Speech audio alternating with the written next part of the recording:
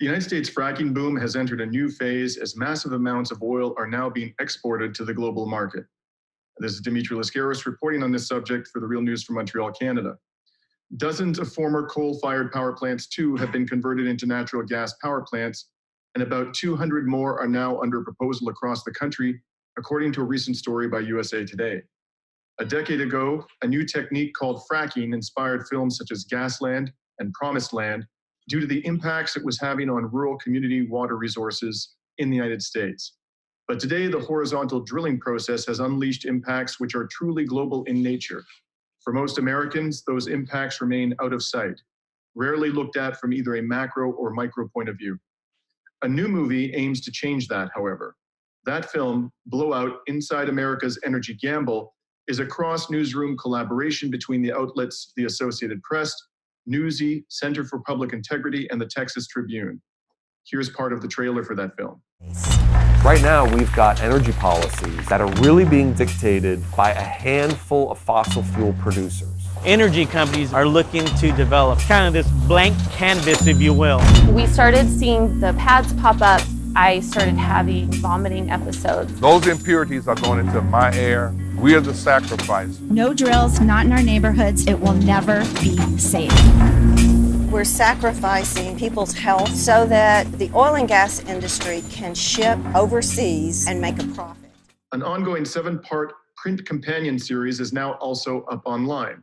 The film is now streaming on platforms such as Amazon Prime, Fire TV, Roku, Vizio, and Apple TV. Joining us here to talk about the film is Zach Toombs, the film's director. He is also the executive producer of Newsy Documentaries. And thank you for coming on to The Real News, Zach. Thanks for having me. So Zach, let's start out with this simple question. How did you come up with the idea behind Blowout? And why did your team choose a supply chain-based approach to tell the story?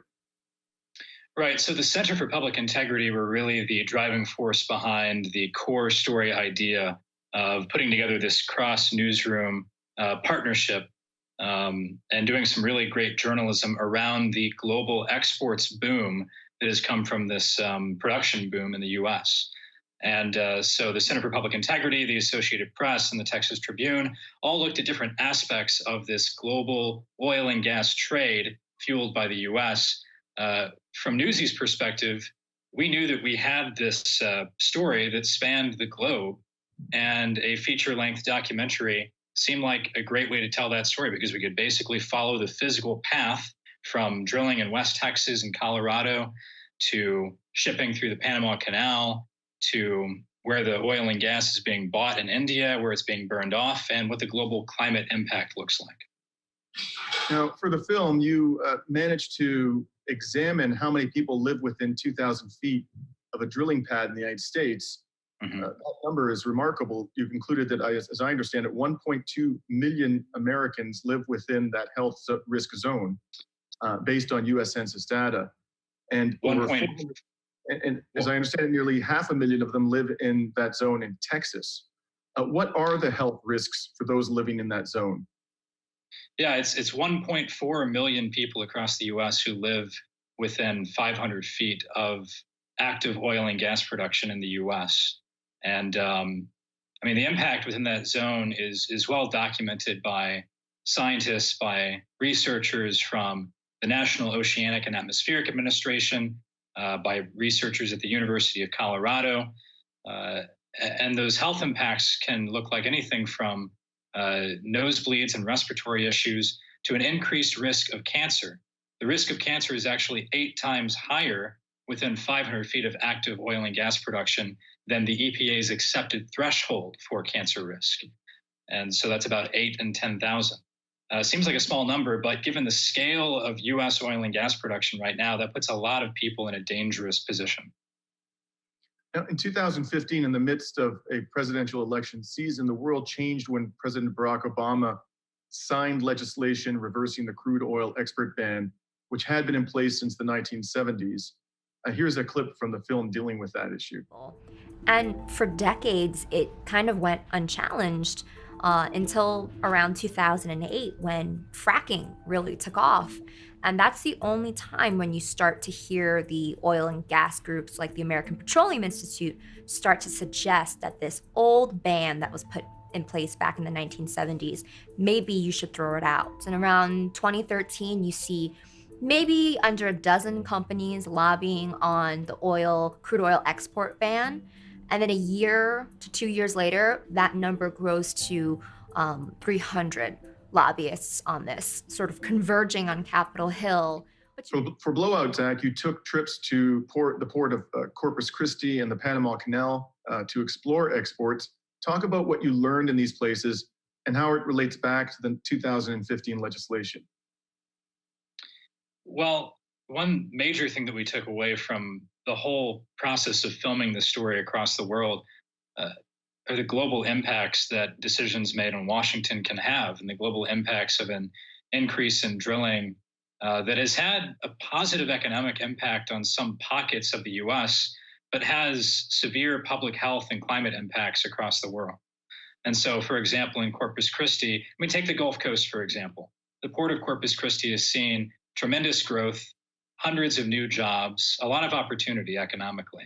But if you go further north up the Gulf Coast, you get into places like Port Arthur, Texas, which is this town surrounded by refineries, which has essentially been dealing with poisonous air for the better part of the last few decades. And now that's the activity at these refineries that surround this town, and a lot of refinery towns along the Gulf Coast, is only ramping up as U.S. oil and gas production ramps up.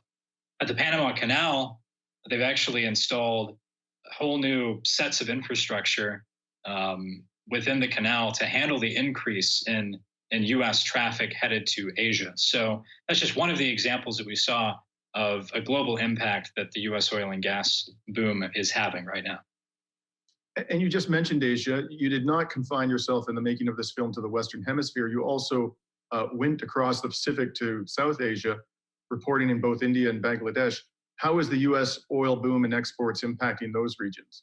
On the road, where they have this ambitious renewable energy plan based on solar energy.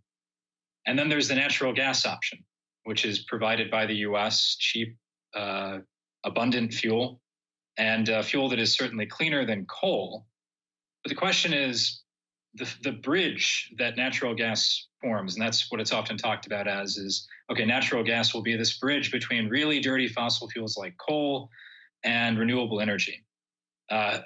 The question right now is, how long will that bridge be for countries like India, countries that are pretty significant looking at, when you're looking at a global scale, just because of their population.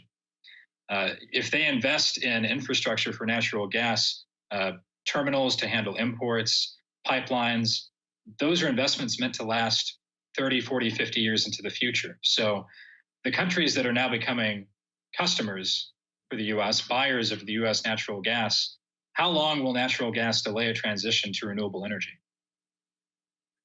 And lastly, Zach, climate change. When you were out in the field in West Texas, you could see methane, as I understand it, a very potent greenhouse gas.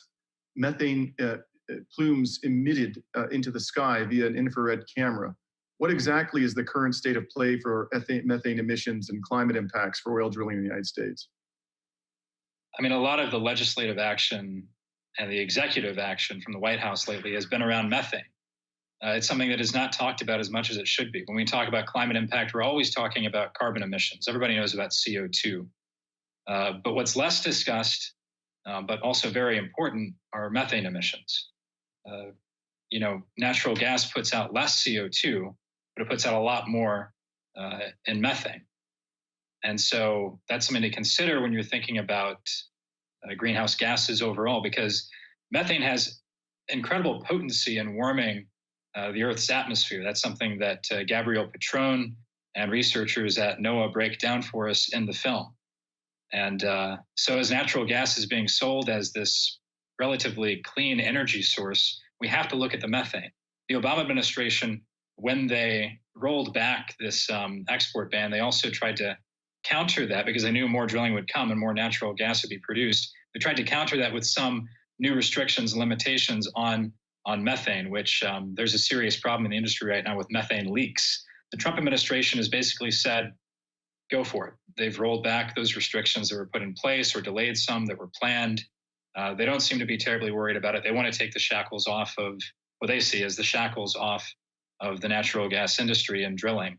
But that's going to have a major methane impact, which is a major greenhouse gas impact, which is a climate impact. Well, I've been speaking to Zach Toombs, director of a new film about the global fracking industry in America's fracking boom. It's called Blowout: Inside America's Energy Gamble. Recommend you see it. And this is Dimitri Lascaris reporting for the Real News Network from Montreal. Zach, thank you for joining us today. Thank you. Hey y'all, my name is Tharna Noor and I'm a climate crisis reporter here at the Real News Network. This is a crucial moment for humanity and for the planet. So if you like what we do, please support us by subscribing at the link below. Thank you.